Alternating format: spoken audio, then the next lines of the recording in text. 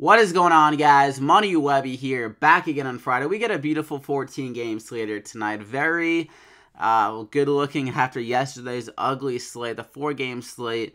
Nothing really seemed to pan out that much, besides the pitching was pretty solid, but the hitters not doing as much as I was looking for. So on the slate, we got a ton of options to choose from. A lot of different ways you can go with it. You got some stud pitchers, a lot of good bats to choose from. But I got to narrow down for you with my money 6. 2 of my favorite pitchers, 3 great hitter options, then a value you got to put in your lineup. So go ahead and drop a like in the video if you're ready to win some money here tonight. I love these plays. They should work out for you. Yeah, show some support so I can keep these videos coming every single day. Let's try to get around 100 likes. That'd be awesome if we can hit that. So for my first pitcher, though, I'm going to go with Gerrit Cole at 13,000 going against Tampa Bay. He just saw them 2 starts ago, but he just kind of beat himself with that matchup. He walked 5 guys, not like Gerrit Cole normally. Like, he's good for around like 2, maybe 1 or 3 walks. Like, he never really reaches that high of a total. So that was kind of unlike him, so I think I'll limit that. And also, he only allowed 3 hits, 7 innings, 8 Ks, so all the other stuff was pretty good. Allowed 1 home run. He's going to be in Tampa Bay, which is like one of the hardest parks to hit home runs in, so I think he can just have a very good start here. Get around 25 to 30 DraftKings points. Should be able to get some good strikeouts. Tampa Bay is pretty free swinging. A lot of these guys can strike out. Gerrit Cole has a 36% K rate this season, and they're only projected 2.9 runs, so I think Gerrit Cole he's going to have a very good start here, so I'm going to go ahead and lock him in there as my first pitcher, my SB1. And for my second guy, we're going to go with a nice value pitcher here, Marcus Stroman at 6,300 going against Detroit. So this lineup, not very good. A lot of these guys pretty easy to work around, so I feel very safe with Stroman here, honestly, after he had a very slow start to the season. But the thing with his slow start, it could have been due to his shoulder fatigue that he had because he had to take a month of layover, and then he came back his last start against the Angels and pitched pretty well at 5 innings, 6 hits, 5 Ks, and got 17 DraftKings points. So had one of his best starts of the season after he kind of rehabbed his shoulder.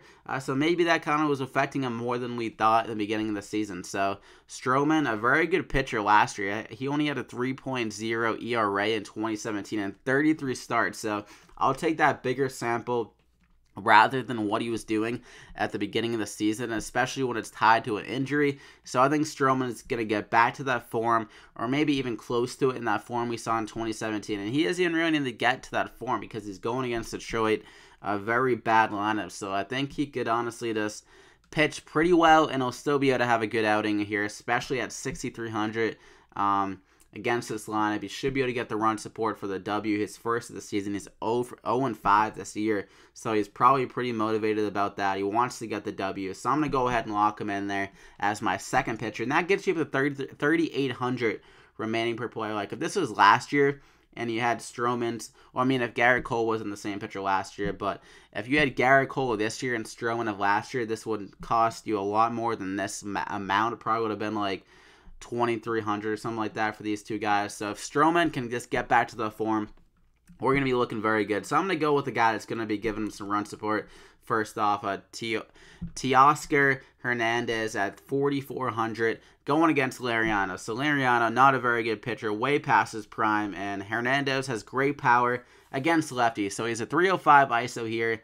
And the Lariano, the lefty, is going to have a park downgrade here going to Toronto.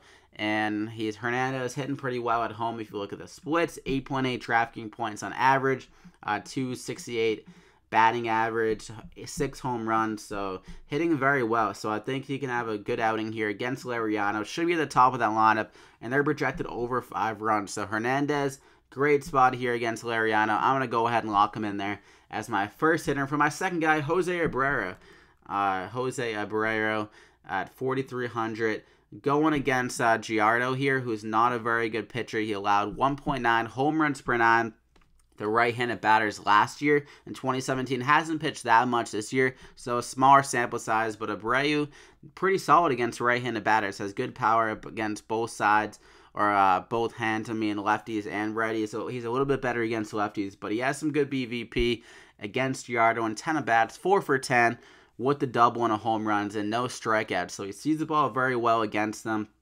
And when he's getting a park upgrade here, going to Texas. Very hitter-friendly, especially with the 95 degrees on tap for tonight. So Abreu and that RBI spot, he has a great opportunity to get some power upside here, get maybe a double or a home run, knock in some guys. So I'm going to go ahead and lock him in there as my second hitter. For my third guy, another guy in this ballpark in Texas, Elvis Andrus at 4,000, going against Dylan Covey. So Dylan Covey is not a great pitcher, especially last season. In 2017, his numbers are very bad against lefties and righties, but especially bad against righties. So he had some reverse splits last year, and Andrus has reverse splits as well. So both these guys, Andrus hits better against righties, and Covey worse against right-handed batters. So it's kind of adding up for Andrus to have a solid matchup here against Covey. And also Covey is pretty prone to allowing guys to get stolen bases. So Andrus, he hasn't been able to get a stolen base yet this season, but he's only played, like around 20 games. So he still has that stolen base ability. He had like 20 or over 20 the last couple of seasons. So I think he can get back to that in this game if he gets on first and try to get a stolen base here. It's first of the season. And Covey, like I mentioned, against right-handed batters, he allowed 2.8 home runs per 9 to right-handed batters. So Andrus has a power speed upside against Covey here. So I'm going to go ahead and lock him in there at 4,000. Texas also a high run total projected. Andrus the top of the lineup. So that's it for the core five. You got Gerrit Cole, Stroman, Abreu, Andrus, and Hernandez to round it off. And for my value guy, I'm going to go with Valbuena here. 3,400. He has first base and third base eligibility, which is nice if you don't want to go Abreu. So good matchup here against David Hess, who's been getting killed against left-handed batters this year, allowing a ton of power to them. And Valbuena, the thing with him, he's much better against right-handed batters, and it's going to be a park upgrade for him.